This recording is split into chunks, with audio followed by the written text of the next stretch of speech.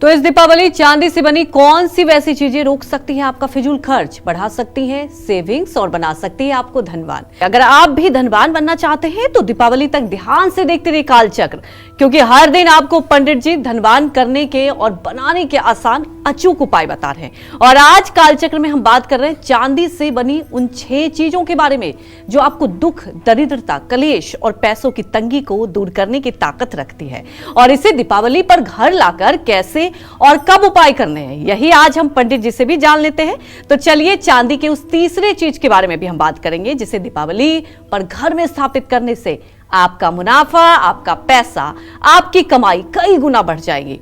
तो पंडित जी अब ये बताइए कि मुनाफा और एक साथ कई चीजों की तरक्की हो, आप आज बता रहे हैं कि चांदी के कौन कौन से धातु को ला सकते हैं, तो तीसरी वो कौन सी चीज होगी? देखो, सबसे पहले मैंने क्या बताया कि लक्ष्मी और गणेश चांदी के ले आइएगा, ठोस वाले लक्ष्मी और गणेश लाइएगा, ठीक है।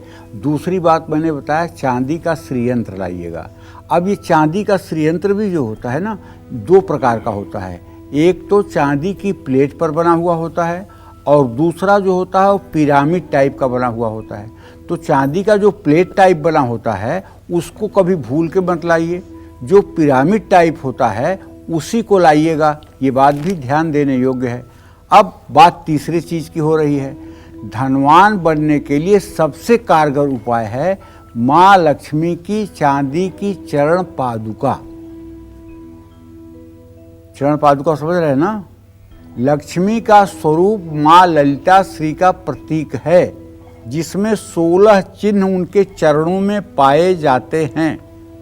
माँ लक्ष्मी के श्री चरणों में 16 चिन्ह पाए जाते हैं। माँ महालक्ष्मी की चरण पादुका जहाँ भी स्थापित की जाती है वहाँ से समस्याओं का उन्मूलन हो जाता है। इसकी स्थापना से धनाभाव समाप्त होकर अस्थाई धन संपत्ति का लाभ मिलता है। दीपावली से पहले घर में चांदी की चरण पादुका लाकर इसकी पूजा करके ऐसे स्थान में रखें कि जहां आप अपने पैसे रखते हैं। इस चरण पादुका को आप अपने मकान, दुकान, ऑफिस या फैक्ट्री के मुख्य द्वार पर लगाएंगे तो भी लाभ मिलेगा। लेकिन ध्यान रखिएगा, अगर चरण पादुका चोरी हो गई तो उतना ही बड़ा अपशकुन और नुकसान भी होगा।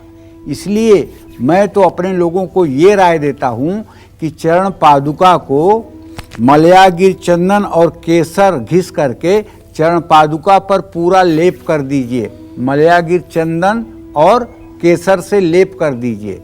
लेप करने के पश्चात धनतेरस के दिन और दिवाली के दिन अपने पूजा स्थान में रख करके पूजा कर लीजिए। पूजा करते समय चरण पादुका का आगे का भाग आपकी तरफ हो, और जब आप अलमारी में रखें तो चरण पादुका का आगे का हिस्सा अलमारी के अंदर की तरफ हो।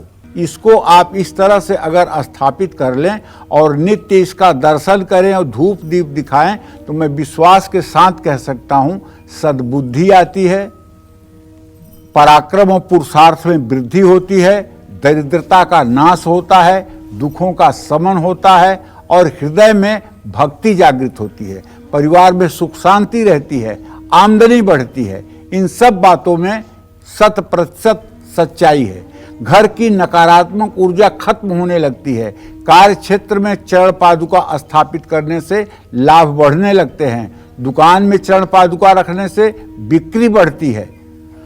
तो दीपावली पर चांदी की कुछ चीजें खरीद कर घर लाने से पैसों की तंगी ही नहीं दूर होती है, बल्कि आपके दुख, दरिद्र, क्लेश और विपत्तियां भी दूर हो जाती हैं। लेकिन कैसे, यही मैं आपको थोड़ी देर में बताऊंगा।